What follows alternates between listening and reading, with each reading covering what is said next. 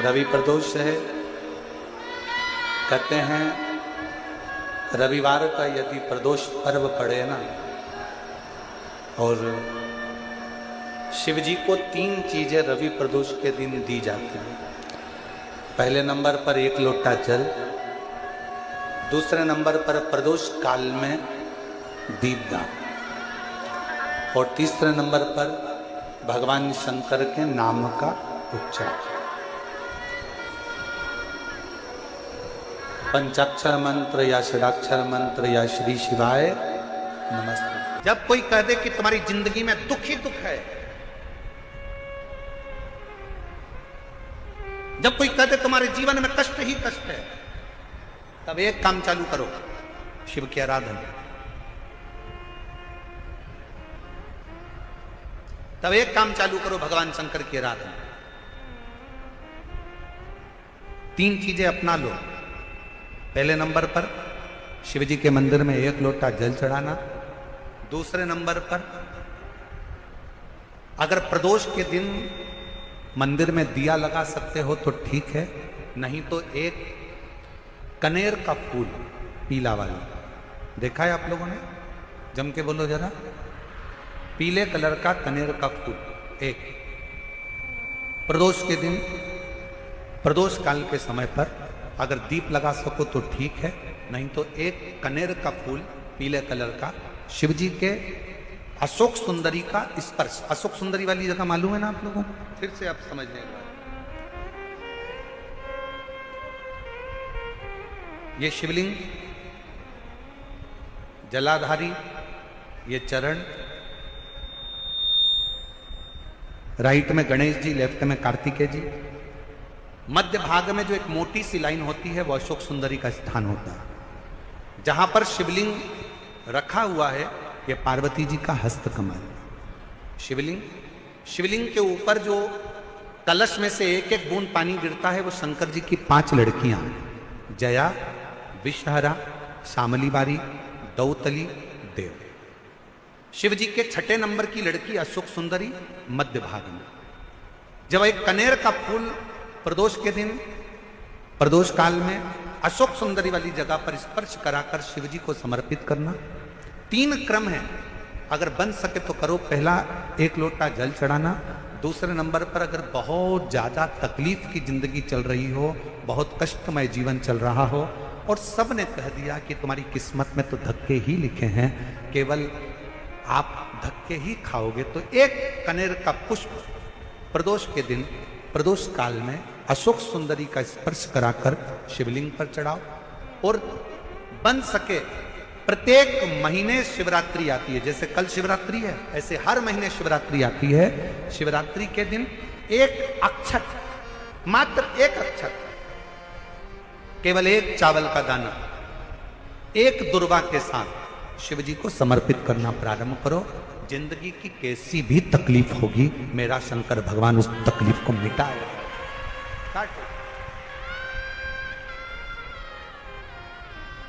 शिव की आराधना,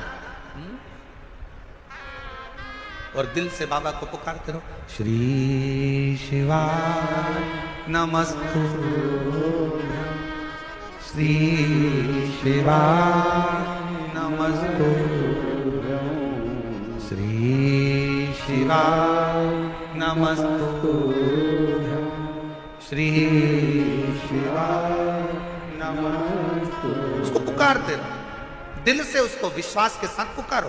पार्वती जी के भाग्य में लिखा था कि इनको जो पति मिलेगा वो नग्न वेशधारी मिलेगा, जटाजूड़ वाला मिलेगा, भस्म रमाने वाला मिलेगा, पर उन्होंने, पार्वती जी ने शिव जी की आराधना करना प्रारंभ करी।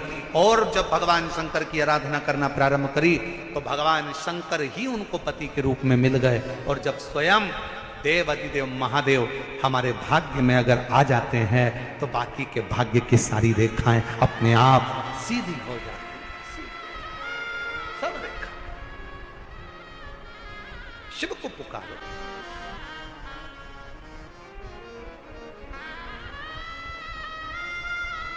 भगवान शंकर को पुकारने का प्रयास करो।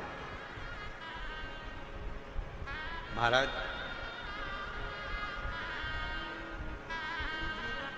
शिव महापुराण की कथा एक बड़ी सुंदर बात कहती है, बहुत सुंदर। जिसके दिन खराब चल रहे हो ना, तुम्हें मालूम है कि तुम्हारा रिश्तेदार के दिन खराब चल रहे हैं, उसकी तकलीफ की जिंदगी चल रही है, उसको कष्ट है। हम जानते हैं कि दिल्ली वालों को इतना समय नहीं है, मुंबई वालों को इतना समय नहीं है, बड़े बड़े शहर वासियों को इतना समय नहीं है, पर शिव महापुराण की आज की बात को लेकर जाना। जिसके दिन खराब चल रहे हो, तुम्हारे रिश्तेदार, तुम्हारा कुटुंबी, मोहल्ले में किसी के दिन अगर बेकार चल रहे हो, बहुत कष्ट के दिन चल रहे हो, तो उससे कम से कम एक दिन में 2 बार जरूर मिला करो। क्यों? उसके दिन भले खराब चल रहे हैं, पर एक ना एक दिन मेरा बाबा उसका हाथ पकड़कर उसको उन्नति की सीढ़ी पर जरूर चढ़ा। अगर किसी के दिन खराब चल रहे हैं तो उससे 2 बार मिलो। अगर किसी का स्वास्थ्य खराब चल रहा है तो उससे 3 बार मिलो। चिंता मत करना, छोटी सी बीमारी है, ठीक हो जाओगे। चिंता मत करना, ऐसी बीमारियां तो आती रहती है, टेंशन मत लो।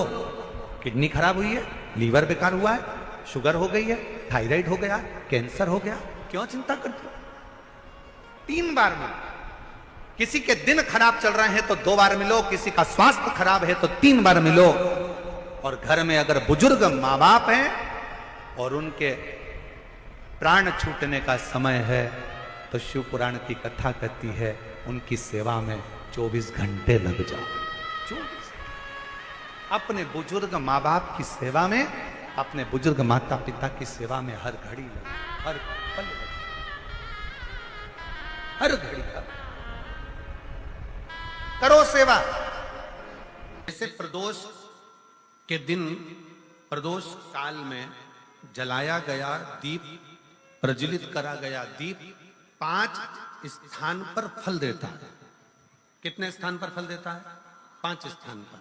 आप में से कितने लोग हैं जो प्रदोष के दिन दीप लगाने मंदिर जाते हैं या शंकर जी के मंदिर पहुंचते हैं? बहुत बहुत प्रणाम आपको, साधुता जानना चाहिए। अपना प्रदोष के दिन, प्रदोष काल में लगाया गया दीपक 5 स्थान पर फल देता है। पहला स्थान, अगर हमको या हमारे परिवार में किसी को काल सर्प दोष है, तो हमारा प्रदोष का लगाया गया दीपक कहीं पूजन मत कराओ, वो दीप जलाने से ही काल सर्प दोष समाप्त होता चले जाता है। दूसरा स्थान, पितृदोष। अगर किसी ने कह दिया कि तेरे घर में पितृदोष है, तेरे घर में, कई लोग बता देते हैं कि तुम्हारे घर में, कई माताएं पूछती हैं मेरे घर में बेटा नहीं, मेरे घर में 3 बेटी हो गई, 4 बेटी हो गई, 5 बेटी हो गई, बेटा नहीं है, बेटा नहीं, तो किसी ने कह दिया पितृदोष है। अब तुम शंकर जी की पूजन कर रहे हो, शंकर जी पे जल चढ़ा रहे हो, शिव की स्तुति कर रहे हो, तो किसी किसी की यहाँ 3 बेटियों के बाद, 4 बेटियों के बाद, एक माता ने तो लिखा है कि उसके यहाँ 2008 में उसके घर में लड़की ने जन्म लिया था, या 2008 में उसके घर में बच्चे ने जन्म लिया था, लड़की ने। उसके बाद फिर लड़की ने जन्म लिया, और उसके बाद उसके घर में कोई पुत्र का योग नहीं बना। तब उसने प्रदोष के समय पर शाम को दिया लगाना प्रारंभ करा, और 2008 में बच्ची जन्मी थी, और अब 2024 में उसके घर में लड़के ने जन्म लिया। 2024 में उसके घर में पुत्र ने जन्म लिया, वो बेटी होगी यहाँ पर कहीं ना कहीं। जिसके घर में बेटे, पहले की लड़की हुई, फिर 2 जुड़वा लड़की हुई, जुड़वा लड़की में से एक लड़की शांत हो गई, फिर आखिरी में बच्ची के कारण बस संतान प्राप्ति का योग नहीं बना। आखिरी में उसने फिर पुनः भगवान शंकर के प्रदोष काल में दीप जलाना प्रारंभ कर।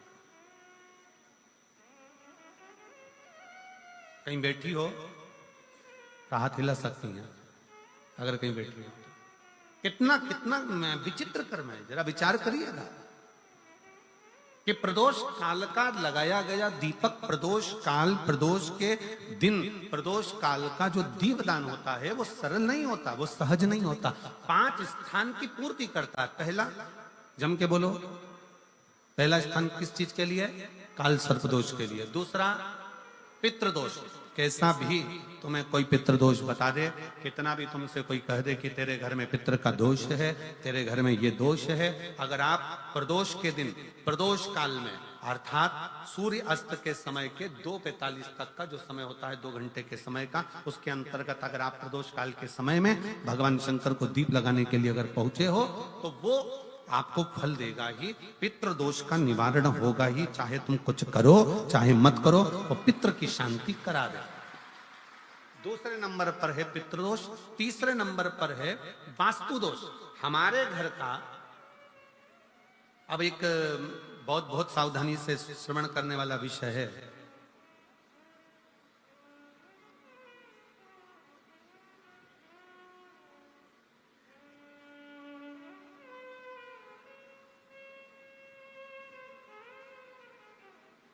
यदि वंश की वृद्धि नहीं है, 30 वर्ष शादी के हो गए, 40 वर्ष शादी के हो गए और औलाद है ही नहीं, डॉक्टर ने भी हाथ ऊंचे कर दिए, टेस्ट पे भी करवाया, आईवीएफ करवाया, सब कुछ तुमने करवा लिया, तो भी औलाद नहीं है, तब आखिरी में एक काम चालू करो, प्रदोष का दिन दोनों पति पत्नी व्रत चालू कर दो प्रदोष का, और प्रदोष काल में शाम के समय जाकर एक ही दिए में 2 लंबी बाती जानते हो ना, रुई की लंबी कपास की बाती 2, और दोनों बाती एक ही दिए में रखकर पति पत्नी दोनों उसको प्रज्वलित करना प्रारंभ करें, बाबा संतान देकर ही रहेगा, औलाद आएगी ही। दीप की जो बाती में अंतर आ जाता है, एक गोल बाती में और लंबी बाती में अंतर आता है, बहुत अंतर आता है। पितरों के लिए गोल बाती का प्रयोग बहुत कम होता है महाराज, देवी जी के लिए, माता रानी के लिए, जगत जननी के लिए गोल बाती का प्रयोग बहुत कम होता है महाराज, ध्यान रखिएगा। एक पितर के लिए, एक जगत जननी जगदम्बा दुर्गा भवानी के लिए गोल बाती का प्रयोग कम होता है, लंबी बाती का प्रयोग ज्यादा होता है। क्यों? क्योंकि हमारे घर के कुल देवी और हमारे घर के पितर हमारे वंश की वृद्धि करें, इसलिए लंबी बाती रखी जाती है, जिससे हमारा वंश बहुत लंबा चले, बहुत उन्नति की ओर बढ़े, इसलिए लंबी बाती का प्रयोग किया। शिव महापुराण की कथा कहती है 5 जगह पर हमारा जलाया गया एक दीप जो प्रदोष के दिन प्रदोष काल में लगाया जाता है, 5 जगह पर भारी पड़ता है। पहले नंबर पर जम के बोलते जाओ, काल सर्प दोष, दूसरे नंबर पर पितृदोष, तीसरे नंबर पर घर का वास्तु